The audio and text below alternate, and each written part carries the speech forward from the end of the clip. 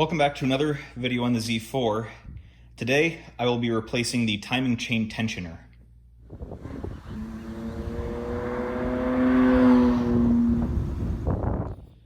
So if your car is about as old as mine, which I'm guessing it is because all these cars were built around the same time, you probably have near enough or maybe even over 100,000 miles. And if you're approaching 200,000 miles and you haven't done this yet, it might be a good idea to do it as preventative maintenance. And it's important because the timing chain tensioner, and I'll show you some B-roll right now of it, it's an important piece. Without this part, the chain guide, the moving part of the chain guide will not be able to put enough force against the chain to keep it tight, and you're going to experience some chain rattle, which is what I'm experiencing. And the new part should help to alleviate that. Now there is a revision on the part from the original one that came from the factory. The original one apparently isn't quite long enough, or I should say the revised part is longer, and then the size of the orifices on the body and also the end of the tensioner are different. I think they're smaller on this one than on the original part, but we can take a look at that once I get the original one off. I am almost dead certain that the one that's on here is original. However, when you buy a car used, anything can happen. Anything could have been replaced, and it's difficult to tell sometimes. As I've said in previous videos, I bought this car when it had about 67,000 miles on it back in 2015. And to my knowledge at the time, everything was completely original. And I do believe that based on other things that I found in the car that have never been replaced. So let's try and get that thing out. It's hidden right about there. So once you remove the engine cover, you should be able to see it and touch it. It is right where my finger is at, right down here. It's a little trickier to get at than you might think it is. The wrench or socket size you're going to need for this is 27 millimeter. Unfortunately, I don't have one, so I'm going to supplement with a 1 1/16.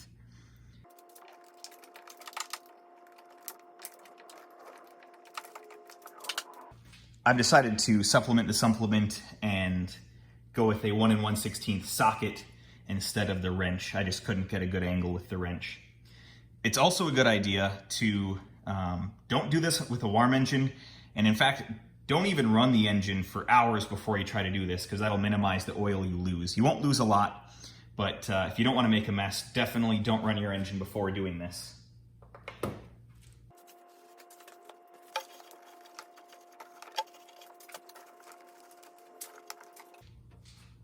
If I've said it once, I've said it a million times. If you are a 3 Series or 5 Series owner from this same generation of BMWs, so that'd be the E90 and the E60, I feel so bad for you guys. I mean, this stuff is already hard enough to get at on this car. You guys have it way worse than I do.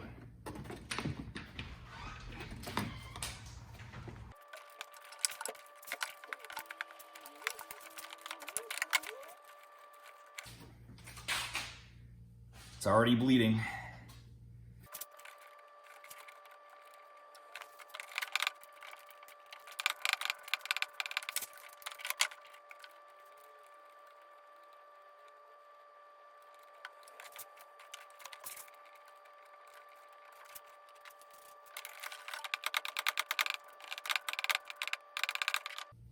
I'm getting lots of oil now. And you know what? This oil has some metal flakes in it. That is not good. That could just be from the outside of the timing chain tensioner, but it could also be from inside the oil. I would doubt that. I've never gotten any metal flakes or particles from this car before in the oil filter. So I would doubt that it's from that, but you know, sometimes you just never know. And it is leaking like crazy now.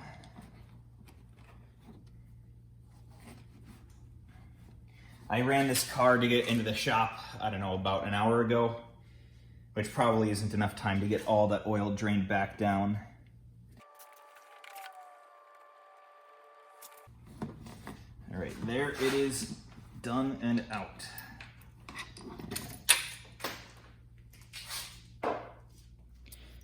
Here's a close-up of both parts. You can see they are pretty much identical, but you can also see the difference in the orifice for the hole. You know, those look pretty much the same. Let's see if there's a... So this one, again, that's a very stiff spring. Oh yeah, that's much lower of a spring rate. So this one is definitely stiffer. Now let's talk about symptoms here for a second.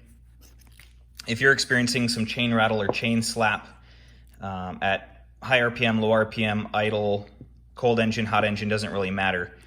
This would be the go-to for the easiest thing to replace and fix. But this is not a cure for your problem. The only way to truly cure the problem is to replace this, replace the timing chain, replace the timing chain guides. Those are the only way, that's the only way that you're ever going to do this. Now, the timing chain on the engine does not wear out.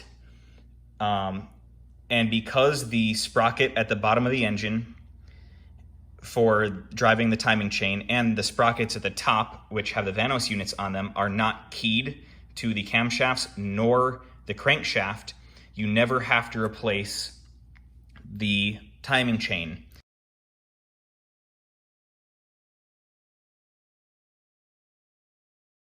They last pretty much forever.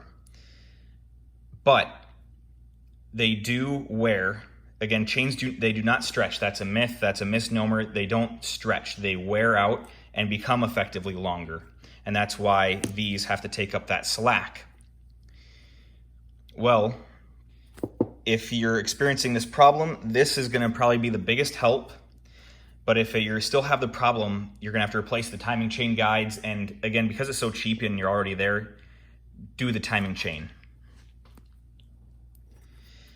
The other problem is that with this being a lot stiffer, and it's going to exert a lot more force on the timing chain guide, if you have an old brittle guide like what's in this engine, and probably your engine, this could cause that to crack sooner, and that's also a problem. So you really have to weigh out your options here and decide for yourself which way you want to go if you're experiencing these sort of symptoms. Something else I'm going to do before I install this is dunk it in some kerosene and then, you know, squeeze it back and forth a little bit to try and flush out any grinding dust or metal chips that are in here, because this one is not the BMW replacement part. It isn't the Bosch unit. It isn't the expensive one. This is the middle of the road. This one is about $30. And because it was proudly made in the People's Republic, this one probably is not made to the same standard as this one, so they may have not cleaned this one before they sent it out of the factory. How else are they going to get the price down? So I'm going to clean this one out real good, and then I'll meet you back at the car to reinstall it.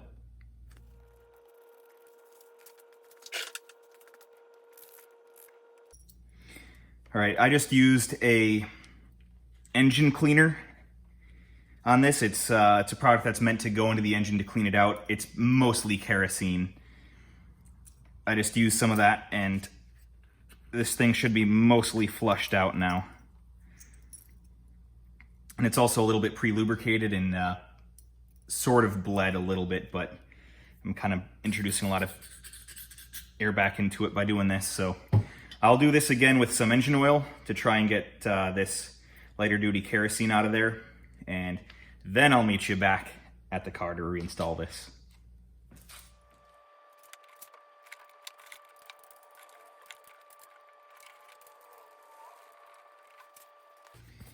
All right, so I just made sure to wipe off the outside before I started installing it. Otherwise, the rest of it I just left wet with some fresh engine oil. And it looks like it did continue to leak. The spot and the engine there, looks like it did continue to leak while I was working on the bench.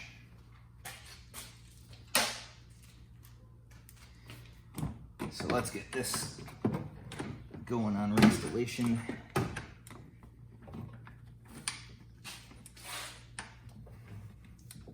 As maintenance jobs go, this is not that difficult. I would rate this job probably, I don't know, 3 spark plugs out of 6, maybe 2 spark plugs out of 6. It's not really bad at all.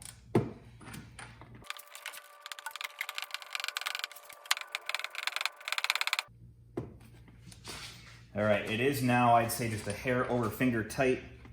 And you may be surprised to hear I don't have a torque spec on this one. I know, surprise, surprise, Casey doesn't have a torque spec. Usually I have them all. I don't think it really matters for this one. Just make sure it's tight enough to crush that crush washer, but not so tight that you'd strip the threads.